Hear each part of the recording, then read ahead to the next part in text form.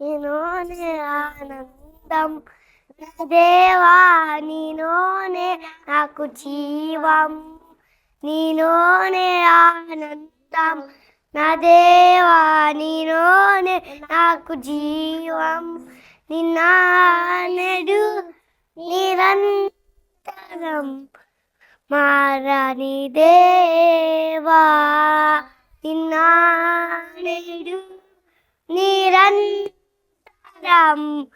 మారని దేవా, నీ లోకమంతానే నువ్వే దక్కినా నాకు లేదయ్యా ఎక్కడ ఆనందం, నీ సంగీతిలో కక్షణం గడిపిన నా హృదయం పొంగెను, నా హృదయం పొంగెను. ఏ ప్రేమ నీ ప్రేమకు సాటిరాదయా, ఉన్నా నీతో సారి ఏది కాదయా, నీ ప్రేమ నీ ప్రేమకు సాటిరాదయా, ఉన్నా నీతో సారి ఏది కాదయా, మారవని ప్రేమ నీదయ్యా, నేను మార్చుకున్న ప్రేమ నీదే యేసయ్యా, నే మారవని ప్రేమ నీదయ్యా, నేను మార్చుకున్న ప్రేమ నీదే యేసయ్యా, నీదే యేసయ్యా, నీలోనే ఆనందం నా దేవా, నీలోనే నాకు జీవం, నీలోనే ఆనందం నా దేవా, నీలోనే నాకు జీవం, నిన్నానెడు నిరంతరం మారని దేవా, నిన్నా నిరంతరం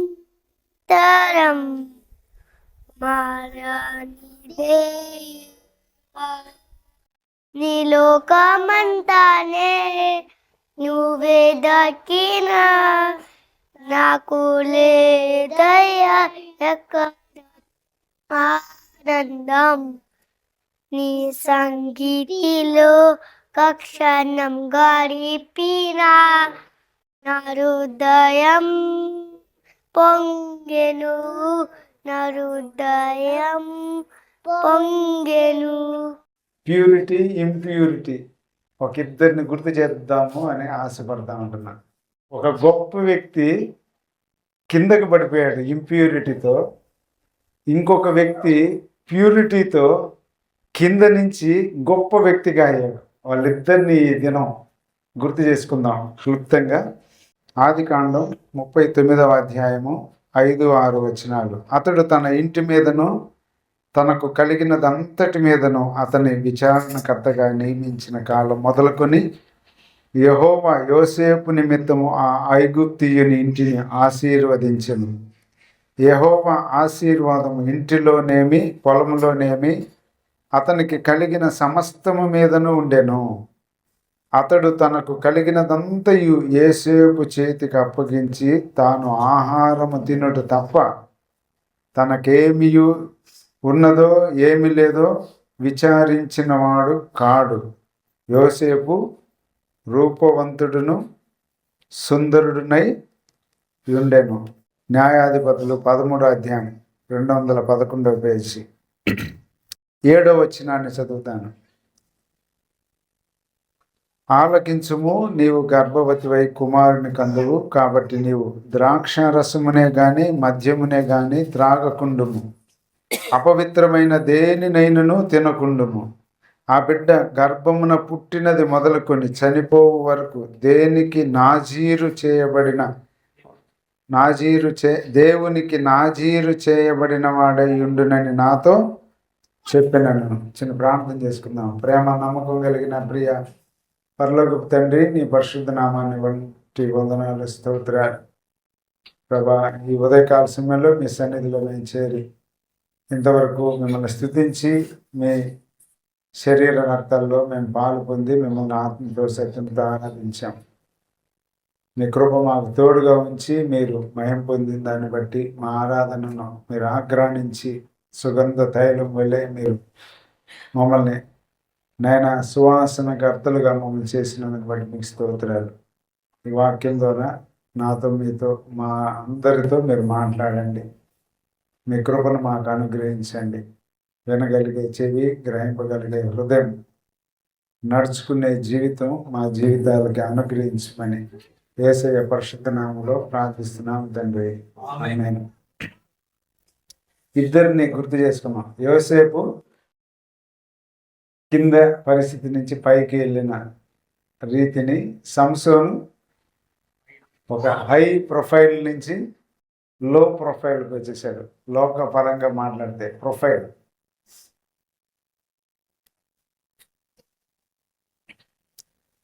ఇశ్రాయేలీయులకి రాజులు లేరు. వాళ్ళకి దేవుడు న్యాయాధిపతులను ఇచ్చాడు. న్యాయాధిపతులే వాళ్ళని రూల్ చేశారు.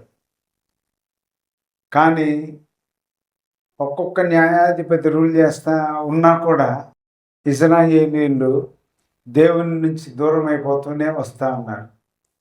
చివరి అధ్యాయాల్లో 14, 15, 16 అధ్యాయాల్లో అట్లా చివరిలో చదువుతా వెళ్తే అంటాడు, ఇశ్రాయేలీయులకి రాజు లేనందున అని అంటాడు. వారు యెహోవాకు చెడు నడత నడిచారు, దేవునికి వ్యతిరేకంగా జీవించారంటారు. ఇశ్రాయేలీయులు అని అంటే హెబ్రీయులు అంటే విమోచించబడినవారు, దాటబడిన వారు, ప్రత్యేకపరచబడినవారు.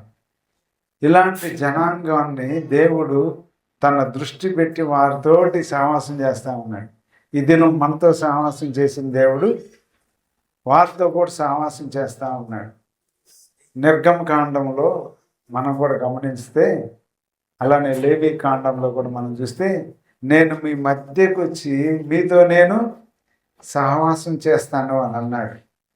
మీరు ఎక్కడుంటే అక్కడికి మీ దగ్గరికే నేను వస్తాను, నా దగ్గరికి మీరు రావడానికి లేదు. కారణం ఏంటంటే ఆయన ఉండే స్థలానికి, ఆయన ఉండే ఆ గొప్ప మహిమ కలిగిన ఆ పరలోకపు దగ్గరికి, ఆయన దగ్గరికి వెళ్ళాలంటే అది మనకి అసాధ్యం. అందుకనే దేవుని యొక్క సృష్టిలో ఆదాము అవ్వలు చేసిన తర్వాత ఒక సపరేట్ ఒక ప్లేస్ని వాళ్ళకి, ఆ ఏదేను వనాన్ని అనుగ్రహించి దేవుడే వారితో సహవాసం చేస్తూ వచ్చాడట. అలాంటి సహవాసాన్ని, దేవునితో సహవాసం గడిపే ఆ భాగ్యాన్ని ఎవరు కోల్పోయారు అని అంటే మానవుడే కోల్పోయారు. కానీ దేవుడు వేరైపోవాలి, మనల్ని దూరపరచుకోవాలి. మనమే ఆయనకు దూరం అయిపోయాం. అయినా కూడా దేవుడు మనల్ని విడిచిపెట్టకుండా, ఆయన జనాంగాన్ని విడిచిపెట్టకుండా, నా దగ్గరికి మీరు రాలేరు, నా దగ్గరికి ఆ యొక్క గుడారంలో, లేకపోతే ఆ మందసం దగ్గరికి, లేకపోతే ఆ పరిశుద్ధ స్థలం ప్రత్యేకపరిచిన దాని దగ్గరికి రావాలి అంటే చాలా నియమ నిబంధనలు పెట్టాడు. అవన్నీ చేసి వెళ్ళాలి అని అంటే మనుషులకి అవి చాలా అసాధ్యమైన పరిస్థితుల్లో ఉన్నాయి వాళ్ళకి. ఈ రోజుల్లో అయితే దేవుని దగ్గరికి వెళ్ళాలంటే ఆ పరిశుద్ధమైన ఏడాది గొర్రె, మేక, లేకపోతే పక్షి, అలాంటి పవిత్రమైనవి ప్రత్యేకంగా ఉన్నాయి. మనకు బదులుగా బలి అర్పించబడి రక్తాన్ని చిందించి మనం ఆయన దగ్గరికి వెళ్ళాలి అంటే ఈ రోజుల్లో అలాంటివి దొరికేది కష్టం. దేవుడు అందుకనే ఆయన కృప చూపించాడు, మనల్ని విమోచించాడు. సరే, ఈ ఇద్దరిలో యోసేపు తన అన్నలకి అందరికీ కూడా విరోధి అయిపోయాడు. కారణం, ఈయన కలలు కనేవాడు. ఈయన కలలు కన్నాడు. ఈయన మా తండ్రి, మేమందరం కూడా ఈయనకేమవ్వాలంట, సాష్టాంగ పడాలంట. వీడు ఎలాంటి కళలు కంటున్నాడో చూడు, వీడి యొక్క ఆలోచన ఎలా ఉందో చూడు, మేమందరం వీడికి దాసులుగా ఉండాలా అనే ఆలోచన, ఆ కళలు చెప్తే ఈర్ష్య మొదలైంది. ఇది ఎప్పుడు జరుగుతుందో అని ఆలోచించి దాని కొరకు ఎదురు చూడాల్సింది, లేకపోతే దాని కొరకు దేవుడు ఎందుకు ఇతనికి ఇలాగ ఇచ్చాడు అని గ్రహించాల్సింది పోయి తన మీద ద్వేషం పెంచుకొని ఒక సమయంలో దొరకగానే ఏం చేశారు, అన్నలంతా కలిసి అమ్మేసేసారు. గుంటలు వేసి చంపాలనుకున్నారు. యోధా అడ్డుపడ్డాడు. ఆ దోషం, ఆ పాపం నా మీద, మనందరి మీద వద్దని యోధా మధ్యవర్తిగా వచ్చి యోసేపును ఐగుప్తీయులకి అమ్మేసేసారు. దాని తర్వాత తండ్రి దగ్గరికి ఆ ఒక అంగీని రక్తంలో ముంచి తీసుకొని వెళ్ళి చేసింది అదంతా మనకి తెలుసు. ఈ యోసేపు అక్కడికి వెళ్ళిన తర్వాత ఐగుప్తీయుల దగ్గర నుంచి ఎవరు కొనుక్కున్నారు? పోతీఫరు. ఎవరంటే ఆయన 39వ అధ్యాయంలోనే మొదటి వచనంలో చూడొచ్చు. యోసేపును ఐగుప్తునకు తీసుకుని వచ్చినప్పుడు ఫరో యొక్క ఉద్యోగస్తుడును రాజ సంరక్షక సేనాధిపతియునైన పోతీఫరును ఒక ఐగుప్తీయుడు అక్కడికి అతన్ని తీసుకుని వచ్చిన ఇష్మాయేలీయుల యొద్ద అతనిని కొనెను. ఇష్మాయేలీలు ఐగుప్తీయులు, వాళ్ళు కూడా అబ్రహాము హాగర్ సంతానం. వాళ్ళ దగ్గర నుంచి ఐగుప్తీయుడు పోతీఫరు రాజ సంరక్షకుల అధిపతి, ఆయన కొనుక్కున్నాడు, తన ఇంట్లో పెట్టుకున్నాడు. తను ఎప్పుడైతే తన ఇంటిలో ఆయన్ని తీసుకుని వెళ్ళాడో ఆయన ఇల్లు ఏమైందంట? ఆశీర్వదించబడింది. మనం చదువుకున్నాం కదా 5వ వచనంలో, తన ఇంటి మీదను తన కలిగినదంతటి మీదను అతన్ని విచారణకర్తగా నియమించిన కాలం మొదలుకొని యెహోవా ఐగుప్తీయుని ఇంటిని ఆశీర్వదించెను. నీవు నేను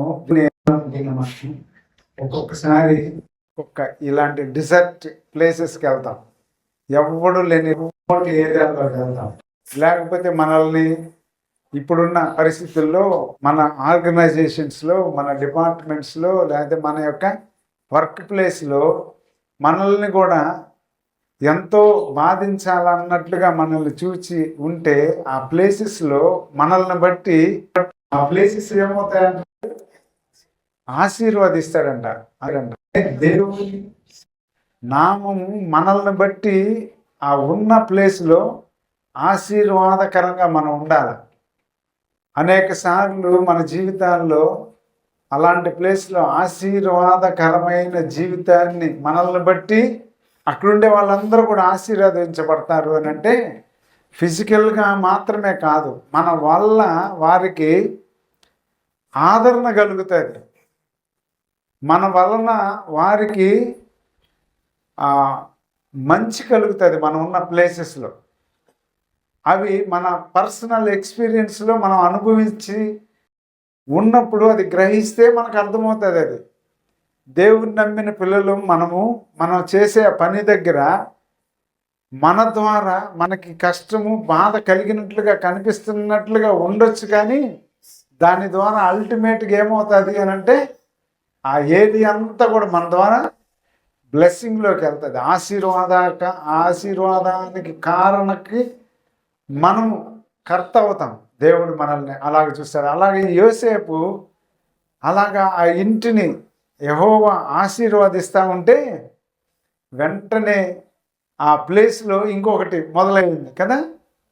తను ఎంత బ్లెస్సింగ్గా ఉన్నాడో అది ఓర్వలేని సాతానుడు ఆడ ఒక ముళ్ళుని పెట్టడానికి, ఆ ముళ్ళు కూడా ఎలాంటి ముళ్ళు, ఒక కీ రోల్, ఒక ప్రాముఖ్యమైన వ్యక్తిని కదా తనని సాతానుడు ఎన్నుకున్నాడు. ఈ యవనస్తుడిని 30 ఏళ్ళు కూడా లేవు ఇతనికి. ఇలాంటి వ్యక్తి మీద ఆ యొక్క స్త్రీ యొక్క కన్ను దృష్టి పడి తనని వేధిస్తూ ఉంది. అయినా కూడా ఆయన ఏమంటాడు? 9వ వచనం చూద్దామా, 39వ అధ్యాయము 9వ వచనంలో, నీవు అతని భార్యవైనందున, 8 కూడా చదువుతాం.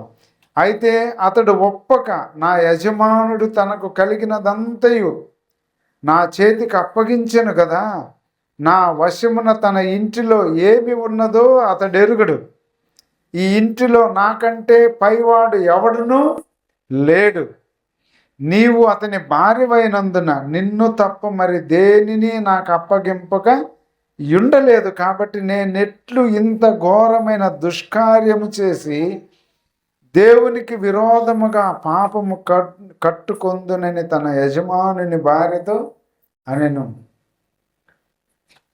బాగా దేవుడు ఆశీర్వదిస్తుంటున్నాడు.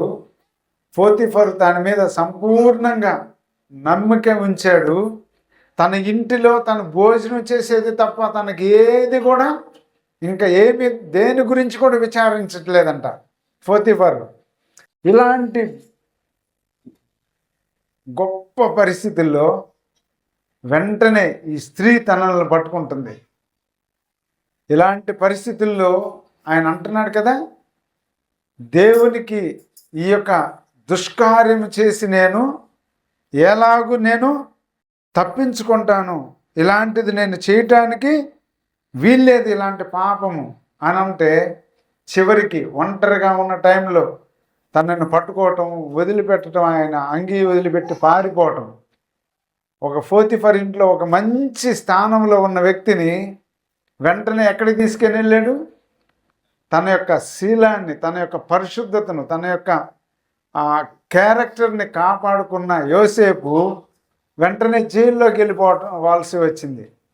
జైలులో అనుభవిస్తూ ఉంటున్న తరుణంలో మరలా ఏమయ్యాడు? తర్వాత అధ్యాయాల్లో మనం చూస్తే ఐగుప్తు రాజుకి, ఫరోకి కల ఒకటి వచ్చింది కదా. 2 ఇన్సిడెంట్లు చూస్తాం దాంట్లో. ఆ 2 ఇన్సిడెంట్లో ఏముంది అంటే 7 బలమైన ఆవులు 7 బలహీనమైన ఆవుల్ని ఉంటే ఈ బలహీనమైన 7 ఆవులు ఈ బలమైన వాటిని మింగివేసిందంట. మింగివేస్తే ఆ బలహీనమైన ఆ ఆవులు ఎలా ఉన్నాయంటే మరలా యాజిటీస్గా బలహీనంగానే ఉన్నాయంట. మరలా బలమైన 7 పనులు, బలహీనమైన 7 పనులు ఉంటే 7 బలహీనమైన పనులు ఏం చేసాయి? ఈ 7 బలమైన పనుల్ని తినేసాయి. కానీ అవి అలానే ఉన్నాయి. ఏం అర్థం కావట్లా. ఆందోళన ఫరో రాజుకి, ఐగుప్తు రాజుకి. ఇది ఏమైపోతుందో, ఈ కళ చెప్పేవాడు ఎవరు అని. ఆల్రెడీ జైల్లో ఉన్నప్పుడు పానదాయకుల అధిపతికి, భక్ష్యకారుల అధిపతికి కలిగిన కళల్ని, వారి భావాలని చెప్పిన తర్వాత పానదాయకుల అధిపతిని దేవుడు ఆశీర్వదించాడు. యోసేపు కళ నెరవేర్చబడింది. అది మనం చూస్తాం. తను నీకు గుర్తొచ్చినప్పుడు నన్ను జ్ఞాపకం చేసుకున్నాడు, మర్చిపోయాడు. చివరికి ఈ కళలు గుర్తు రాగానే అప్పుడు గుర్తొచ్చాయి ఎవరికి?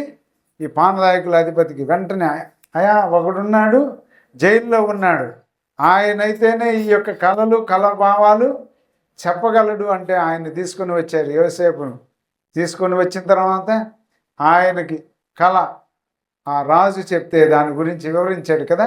అయా ఒక 7 సంవత్సరాలు నీ దేశంలో విరివిగా పంటలు పండుతాయి. దాని తర్వాత 7 సంవత్సరాలు భయంకరమైన కరువు వచ్చేస్తుంది. కాబట్టి ఆ కరువుల్లో దేశాన్ని కాపాడుకోవటానికి నీవు, దేవుడు నీకు అనుగ్రహించిన ఈ కళలను బట్టి నీవు ప్లాన్ చేయాలని అంటే ఆయన ఏం చేస్తాడు?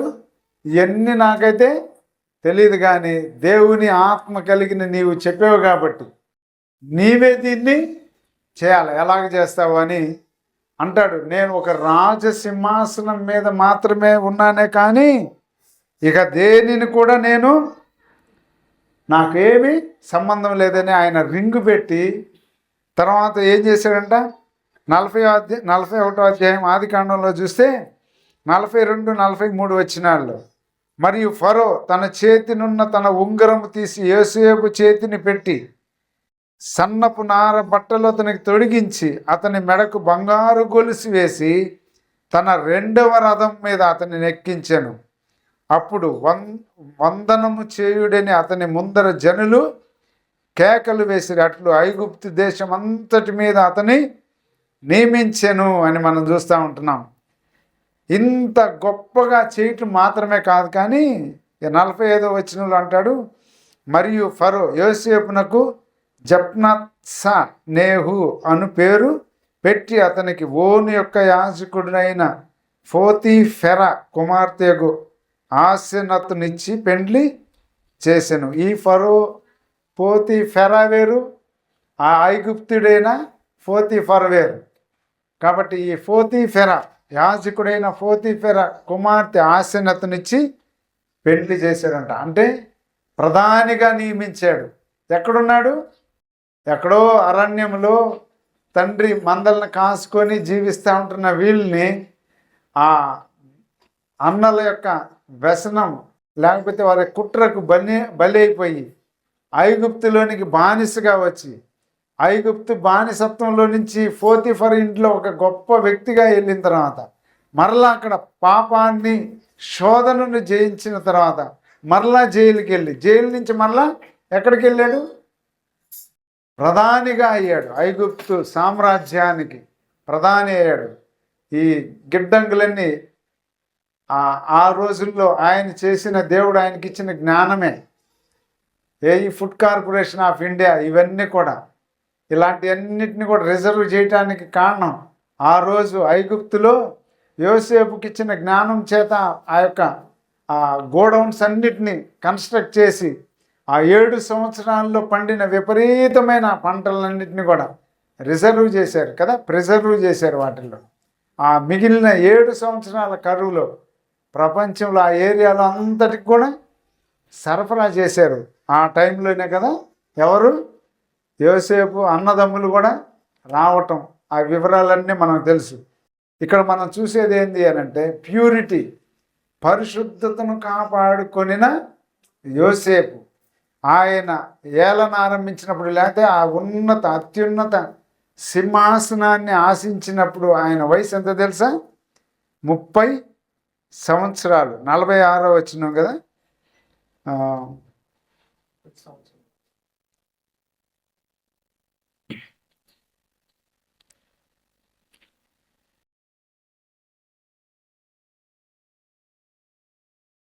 యోసేపు ఐగుప్తు రాజు ఎదుట నిలిచినప్పుడు 30 సంవత్సరముల వాడై ఉండెను. 46 వచనంలో అంటే రూల్ చేసేటప్పుడు ఇతను ఎంత అయ్యాడు?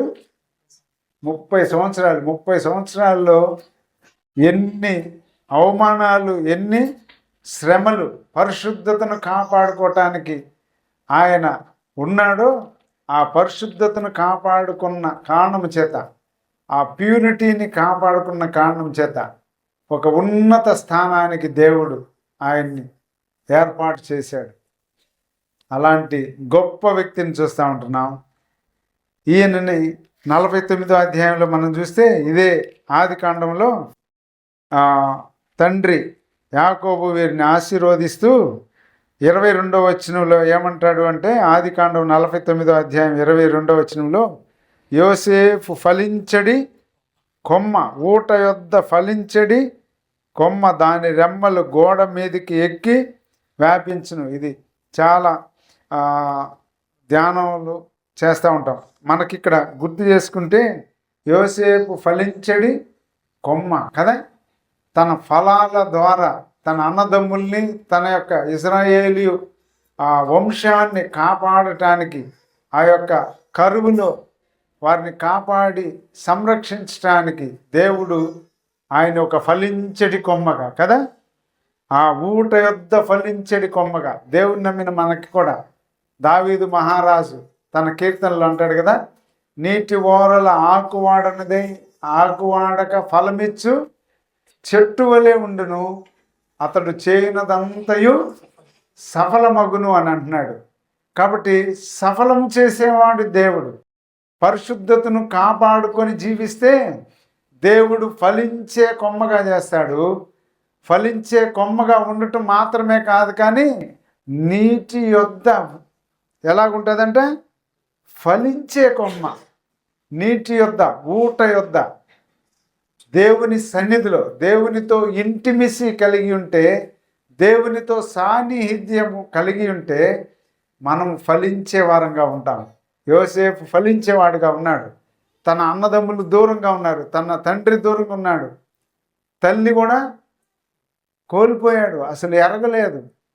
ఒంటరిగా ఎన్ని శ్రమలు, బాధలు, అవమానాలు, ఆకలి ఎన్ని అనుభవించాడో ఆ యొక్క జైల్లో. ఆ రోజుల్లో రాజుల జైళ్ళు ఎలా ఉంటాయి అని అంటే అంత భయంకరమైన పరిస్థితులు. వాటిలన్నిటిలో కూడా తన పరిశుద్ధతను కాపాడుకున్నాడు. బైబిల్ లేదు, వాక్యము లిటరల్గా ఆయన దగ్గర లేదు. కానీ దేవుడు తనకిచ్చిన మనస్సాక్షి, దేవుని చేత ఆ యొక్క వాక్యాన్ని గైకొనిన వాడు కాబట్టి కాపాడబడి అలాంటి స్థితికి వెళ్ళాడు. ఇంకొక ఆయన్ని దేవుడు ఏర్పాటు చేసుకొని గొడ్రాలై ఉంటున్న ఆ కుటుంబానికి ఇశ్రాయేలీయుల్ని ఏలటానికి ఒక న్యాయాధిపతిని తీసుకుని వచ్చాడు కదా. 13వ అధ్యాయం న్యాయాధిపతుల్లో మనం చూస్తున్నాం. 2వ వచనంలో, ఆ కాలమున దాను వంశస్థుడును జొర్యా పట్టణస్థుడునైన మానోహ అను ఒకడు ఉండెను. అతని భార్య గొడ్రాలై కానుపు లేక ఉండెను. యెహోవా దూత ఆ స్త్రీకి ప్రత్యక్షమై, ఇదిగో నీవు గొడ్రాలవు, నీకు కానుపు లేక పోయెను, అయితే నీవు గర్భవతివై కుమారుని కందువు అని అంటున్నాడు. 5వ వచనం మధ్యలో అంటున్నాడు, పుట్టినది మొదలుకొని దేవునికి నాజీరు చేయబడిన వాడై ఫిలిస్తీయుల చేతిలో నుండి ఇశ్రాయేలీయులను రక్షింప మొదలు పెట్టునని ఆమెతో అనగా. 12వ అధ్యాయం మనం కానీ చూస్తే ఈ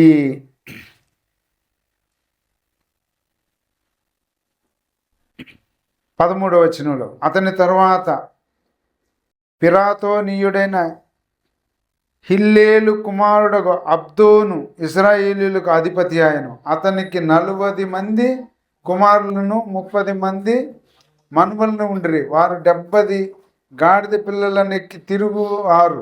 అతడు 8 ఏండ్లు ఇశ్రాయేలీయులకు అధిపతిగా ఉండెను. అతను చనిపోయిన తర్వాత 13వ అధ్యాయం 1వ వచనంలో, ఇశ్రాయేలీయులు మరలా యెహోవా దృష్టికి ఏమయ్యారంట? దోషులు కాగా. యెహోవా 40 సంవత్సరాలు అంటే ఈ యొక్క సంసోను దేవుడిచ్చేటప్పటికి 40 సంవత్సరాలు ఏమయ్యారు? వాళ్ళు దోషులైన కారణం చేత ఫిలిస్తీయుల చేతికి అప్పగించబడ్డారు. ఇశ్రాయేలీయులు మళ్ళా 40 సంవత్సరాలు బానిస జీవితం, ఫిలిస్తీయుల చేతిలో చిక్కబడ్డారు. వాళ్ళు బాధించబడతా ఉంటున్నారు. అలాంటి టైంలో మళ్ళా దేవుడు ఎవరిని ఎన్నుకున్నాడు?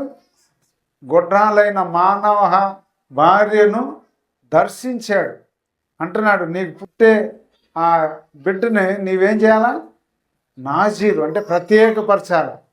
నాజీరు అనే దానికి కింద వచనాల్లో మనం చూస్తే 7వ వచనంలో, నీవు గర్భవతివై కుమారుని కందువు కాబట్టి నీవు ద్రాక్షారసమునే గాని మద్యమునే గాని త్రాగకుండుము, అపవిత్రమైన దేనినైనను తినకుండుము.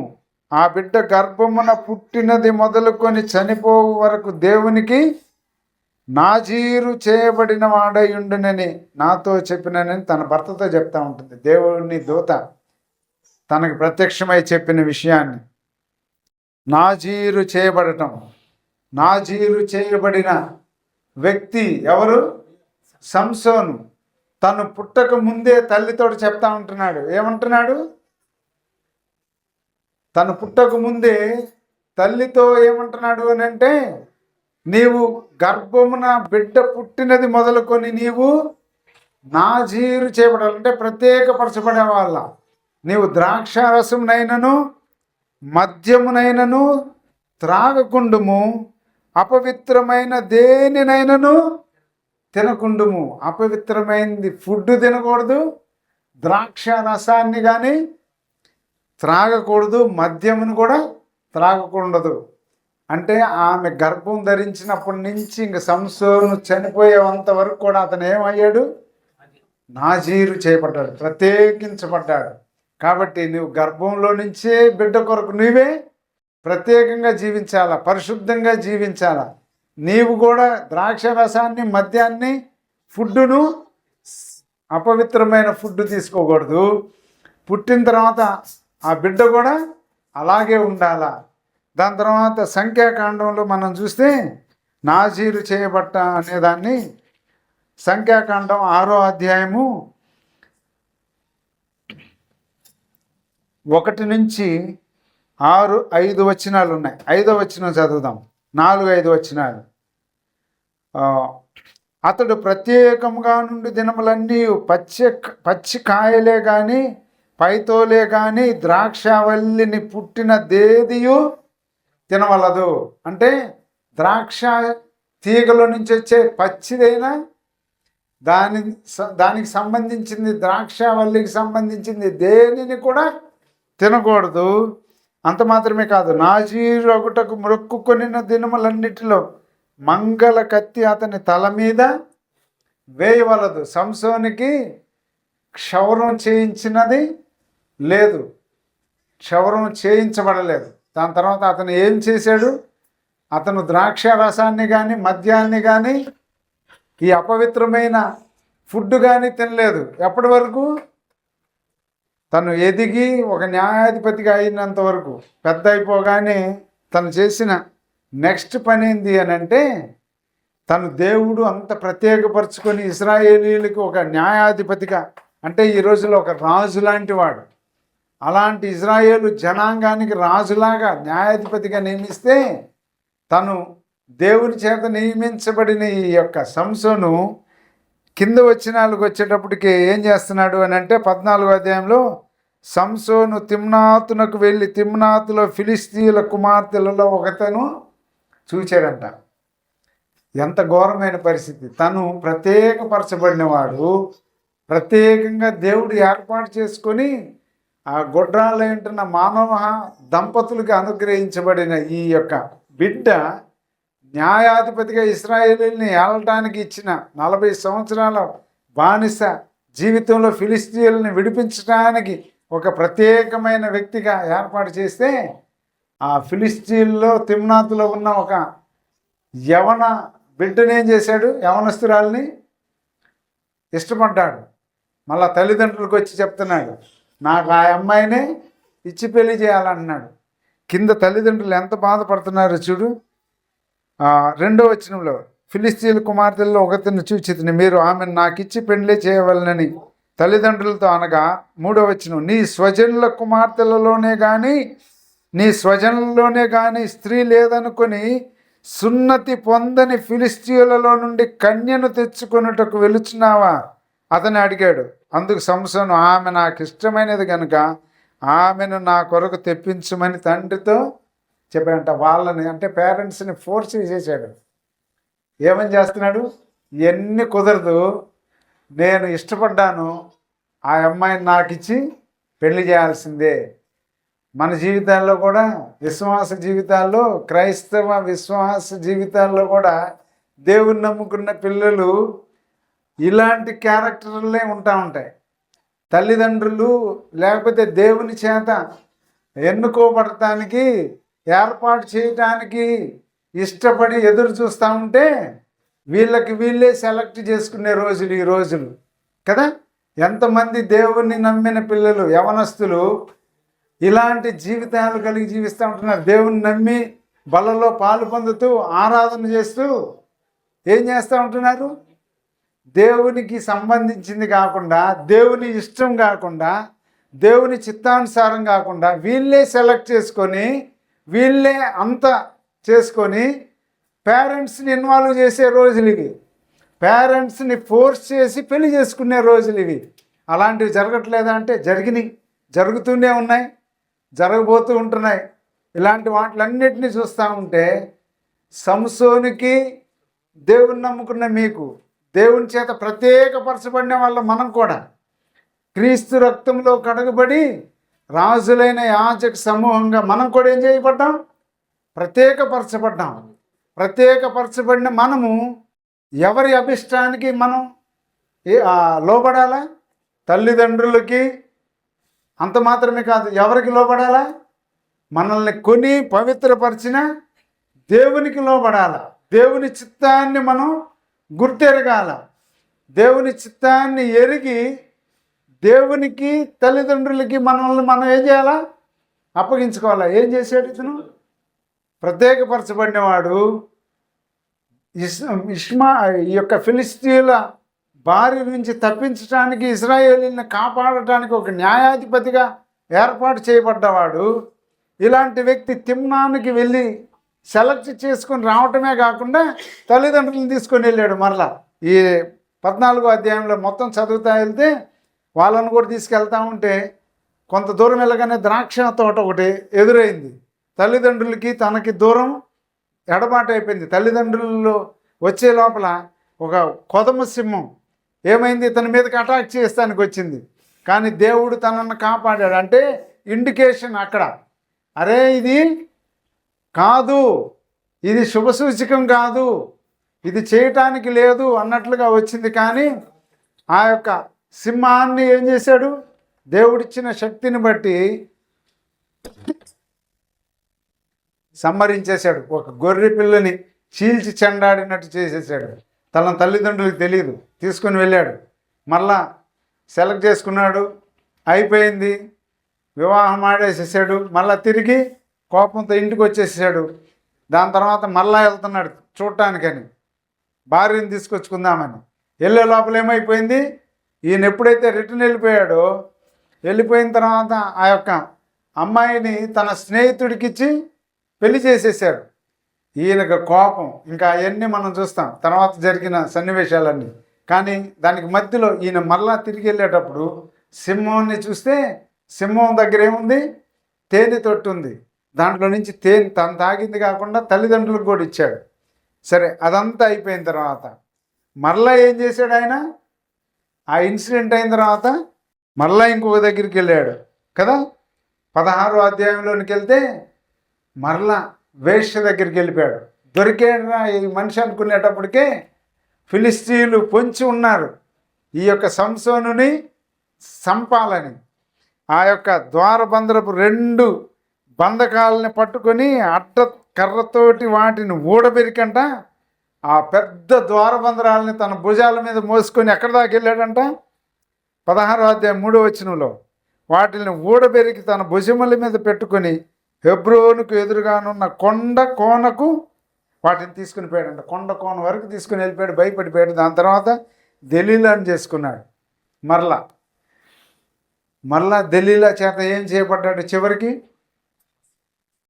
కళ్ళు ఓడబీకేశారు. మొత్తం నాజీరు మొత్తం కూడా పోయింది. తల వెంట్రుకల్ని మొత్తం గొరిగించేసుకున్నాడు. శక్తి అంతా, దేవుని శక్తి పోయింది. చివరికి 3000 మంది ఆ చివరిలో చనిపోయే ముందు ఆ దేవాలయంలో ఆ 3000 మందితో పాటు తను కూడా చనిపోయాడు. ఒక ఉన్నత స్థితికి దేవుడు ఆయన్ని ప్రత్యేకపరుచుకుంటే, నాజీరు చేయబడిన వ్యక్తి, పరిశుద్ధతలో కాపాడుకోవాల్సిన వాడు ఇంప్యూరిటీలోనికి వెళ్ళిపోయి ఎంత భయంకరమైన భ్రష్ట జీవితంలోనికి తన యొక్క ముగింపు వెళ్ళిపోయింది. కానీ యోసేపు జీవితంలో మనం చూస్తే ప్యూరిటీని కాపాడుకున్నవాడు కింద నుంచి ఉన్నత స్థితికి వెళ్ళి తన యొక్క జనాంగాన్ని అంతటిని కాపాడటానికి మూలమయ్యాడు. ఇద్దరిని కాపాడటానికి, ఇద్దరిలో మన ప్రభు అయిన యేసుక్రీస్తుని కానీ మనం గమనిస్తే, లోక పాపమును మోసుకొని పోవు దేవుని గొర్రెపిల్ల ప్రభువు మన కొరకై భూమి మీదకి వచ్చి మనల్ని పరిశుద్ధులుగా, ఆయన పిల్లలుగా మనల్ని చేశాడు. మనల్ని ఇంప్యూరిటీలో ఉంటున్న మనల్ని తను ప్రత్యేకపరుచుకున్నాడు. హెబ్రీయులకు రాసిన పత్రిక 7వ అధ్యాయంలో మనం చూస్తాం, పవిత్రుడు, నిర్దోషి, నిష్కల్మషుడు, పాపులలో చేరక ప్రత్యేకంగా ఉన్నవాడు ఇట్టి ప్రధాన యాజకుడు మనకి సరిపోయాడు. అలాంటి గొప్ప వ్యక్తిని కలిగిన మనం పరిశుద్ధతను కాపాడుకోవటానికి పేతురు రాసిన మొదటి పత్రిక 1వ అధ్యాయంలో మనం చూస్తే, నేను పరిశుద్ధుడిని కనుక మీరును పరిశుద్ధులై ఉండుడి, మీ సమస్త ప్రవర్తన యందు మీరు పరిశుద్ధులుగా ఉండుడి అని అంటున్నాడు. కాబట్టి అలాంటి పరిశుద్ధతను కాపాడుకోవడానికి మనం ఇష్టపడతాం. దేవుడు మనల్ని పరిశుద్ధులుగా చేశాడు. ఇంటిమెసీ విత్ గాడ్, మనం ఎప్పుడైతే దేవునితో సాన్నిహిత్య సంబంధం కలిగి ఉంటామో, దేవుడు మనల్ని పరిశుద్ధులుగా కాపాడటం మాత్రమే కాదు, కానీ మనల్ని ఒక ఉన్నత స్థితిలో ఆధ్యాత్మికంగా, లోకపరంగా మాత్రమే కాదు, కానీ దేవునిలో మనల్ని ఒక ఉన్నత స్థితిలోనికి మనల్ని తీసుకుని వెళ్తాడు. అనేకులకి మనం ఆదర్శవంతులుగా చేస్తాడు. అనేకులకి మనల్ని మోడల్గా చేస్తాడు. మన వ్యక్తిత్వాన్ని బట్టి అనేకులు ఆశీర్వదించబడతారు. అలాంటి ఆశీర్వాదానికి కారకుడిగా చేస్తుంటున్న ప్రభువుని మనం అంటి పెట్టుకొని మనం పరిశుద్ధతను కాపాడుకుంటూ జీవిస్తే దేవుడు మనల్ని కాపాడుతూ ఉంటాడు. కాబట్టి అలాంటి కృప పరిశుద్ధాత్మ దేవుడు మనకి అనుగ్రహించును గాక. ప్యూరిటీ నుంచి ఉన్నత స్థితిలోనికి వెళ్ళటానికి దేవునిలో మనం కొనసాగుదాం. కాబట్టి దేవుని నమ్ముకొని దేవుని కొరకు జీవిస్తూ ఈ లోకంలో రాబో లోకంలో దేవుని దగ్గర యుగాలు ఆయనతో పాటు ఉండే గొప్ప సహవాసం కలిగి ఉండటానికి యేసు ప్రభు రక్తంలో కడుగుబడిన మనం పరిశుద్ధంగా జీవిస్తూ మన ద్వారా అనేకులు ఆశీర్వాదానికి కారకులు అవటానికి మనల్ని దేవుడు అలాంటి కృపను అనుగ్రహించి కాపాడును గాక.